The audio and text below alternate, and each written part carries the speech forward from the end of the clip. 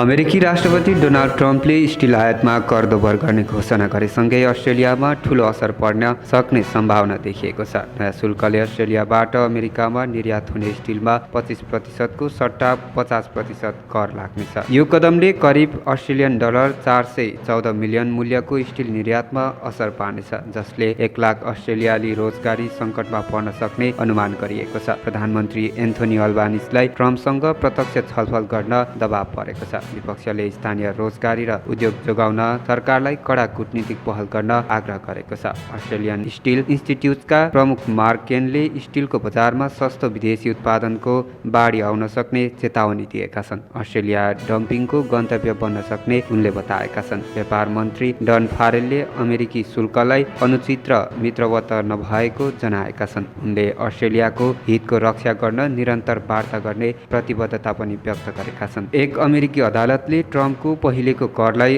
असंवैधानिक ठहर गर्दै रोकेको थियो, तर ट्रम्प प्रशासनले त्यो निर्णय विरुद्ध अपिल दर्ता गरिसकेको छ। अहिले अस्ट्रेलियाले 10% आधारभूत कर तिर्दै आएको छ, तर अबको नयाँ घोषणाले प्रतिस्पर्धामा ठूलो चुनौती ल्याउने अवस्था देखिएको छ।